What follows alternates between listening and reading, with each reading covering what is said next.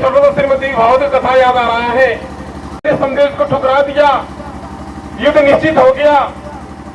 जगत पश्चात देवताओं की बड़ी चिंता थी, देवताओं को बड़ा चिंता था। रावण बड़ा वीर पराक्रमी है, उसके पास अनेकों प्रकार की शक्तियां हैं, सारे शक्तियों को, अनेकों प्रकार की शक्तियों को बंधन में बांध करके रखा, कैद करके रखा है।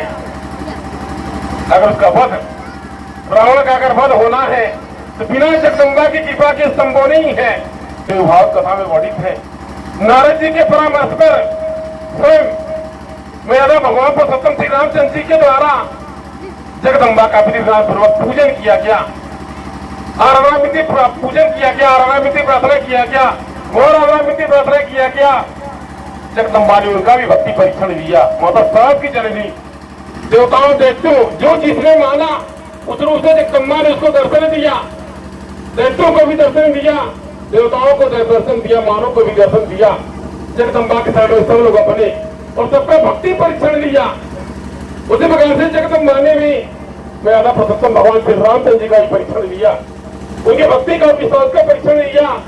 लेकिन तत्पश्चात भगवान श्री रामचंद्र जी जगदम्बा को अर्पण करने के लिए 108 कमल पुष्प अर्पण करने का उन्होंने निश्चय किया। उस संकल्पित होकर के वो कमल पुष्प चढ़ाते जा रहे थे और जगदम्बा ने उनकी भक्ति का परीक्षण लिया। एक कमल पुष्प कम हो गया, वो जगदम्बा की माया थी, जगदम्बा की रचना थी। एक कमल पुष्प कम हो गया। मेरा पुरुषोत्तम भगवान श्री रामचंद्र जी ने विचार किया, मेरा एक कमल पुष्प कम हो गया, मैं जो संकल्पित हूँ मेरा संकल्पना अधूरा रह गया, अब क्या करना चाहिए। उनके मन में आया, मुझे कमल नयन कहा जाता है, इसलिए क्यों न उस एक कमल पुष्प के जगह पर अपने एक नेत्र को ही निकाल करके जगदम्बा की चरण में चढ़ा दो, ताकि माता प्रसन्न हो जाए और स्वयं मेरा संकल्प पूरा हो जाए। इसी निश्चय को लेकर के स्वयं मेरा पुरुषोत्तम भगवान श्री रामचंद्र जी जो अपने तीर को उठाया और अपने नेत्र को निकालने का प्रयत्न किया, निकालने लगे।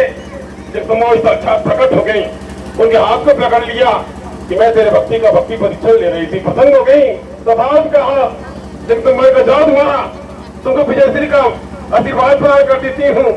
ऐसा हुआ, जगदम्बा प्रसन्न होकर के सिंह पर सवार होकर के प्रकट हो गई। तो बच्चा विजय श्री का आशीर्वाद दिया और तब जाकर के जब युद्ध हुआ और रावण का वध हुआ। तो कहने का तात्पर्य यह था कि तदुपरि जगदम्बा ने सबके भक्ति का परीक्षण लिया, मेरा पुरुषोत्तम भगवान श्री रामचंद्र का परीक्षण लिया। इसके तदपश्चात इतने वर्षों के बाद में आज पुनः मृत्यु लोक में अयोध्या नगरी में मर्यादा पुरुषोत्तम भगवान श्री रामचंद्र पधार रहे हैं, उनकी स्थापना हो रही है, फिर विधान पूर्वक वर्षों की प्रतीक्षा खत्म हो रही है। ऐसी मान्यता है कि जगदम्बा महामाया पचवाड़ी माता से मिलने स्वयं पचवाड़ा दरबार में स्वयं चल के प्रभु श्री राम आएंगे। इसी उपलक्ष्य में कुछ दिवसीय श्री राम जानकी महायज्ञ चल रहा दरबार में। अभी कल ही साधारण से कलश यात्रा था, आज ये महामाया की माया ही है कि आज आपके गांव में शोभा यात्रा यहाँ चल करके आया।